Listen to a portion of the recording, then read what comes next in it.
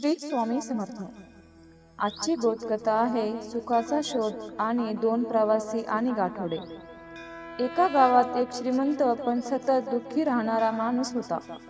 त्याच्याकडे सर्व काही होते, पण मनाला शांती नव्हती। तो नेहमी सुखाच्या शोधात फिरायचा। एकदा त्याला कळाले की डोंगराच्या पलीकडे एक महान साधू राहतात, जे कोणालाही सुखी करू शकतात। तो माणूस एका मोठ्या पिशवीत हिरे, मोती आणि सोन्याची नाणी घेऊन त्या साधूकडे गेला। तिथे गेल्यावर तो म्हणाला, महाराज, माझ्याकडे संपत्ती खूप आहे, पण सुख नाही। मी ही सर्व संपत्ती तुम्हाला द्यायला तयार आहे, फक्त मला शांती आणि सुख मिळवून द्या। साधू काहीच बोलले नाही। त्यांनी अचानक त्या माणसाच्या हातातील ती मौल्यवान पिशवी हिसकावून घेतली आणि जंगलाच्या दिशेने धावू लागले। तो श्रीमंत माणूस चक्रावून गेला। तो ओरडत त्यांच्या मागे धावू लागला, चोर चोर, माझे आयुष्यभराचे समाधान त्या पिशवीत आहे, मला ती परत द्या। बराच वेळ पाठलाग केल्यानंतर तो माणूस थकून गेला आणि रडू लागला। त्याला वाटले की आता सर्व काही संपले। थोड्या वेळाने तो साधू परत आला आणि त्याने ती पिशवी त्या माणसाच्या हातात ठेवली। पिशवी हातात येताच तो माणूस आनंदाने नाचू लागला।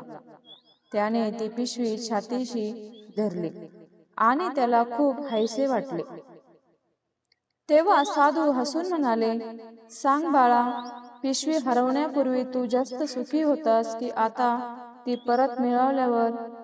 तो माणूस म्हणाला, महाराज, आता ती परत मिळवल्यावर मला जो आनंद झालाय तो शब्दात सांगता येणार नाही। साधू म्हणाले, हे सुखाचे गुपित आहे। तुझ्याकडे जे आहे त्याची तुला किंमत नव्हती, म्हणून तू दुःखी होतास। जेव्हा ते तुझ्यापासून हिरावले गेले आणि पुन्हा मिळाले, तेव्हा तुला त्याचे महत्त्व समजले आणि तू सुखी झालास।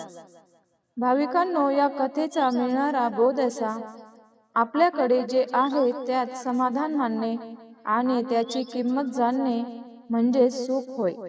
आपण अनेकदा आपल्याकडे असलेल्या गोष्टींकडे दुर्लक्ष करतो आणि जे नाही त्याच्या मागे धावत राहतो, त्यामुळेच आपण दुःखी होतो। तुम्हाला ही जर कथा आवडली असेल तर आपल्या सर्व भाविकांना शेअर करा आणि स्वामी भक्त असाल तर कमेंटमध्ये श्री स्वामी समर्थ नक्की लिहा। बोला श्री स्वामी समर्थ, जय जय स्वामी समर्थ।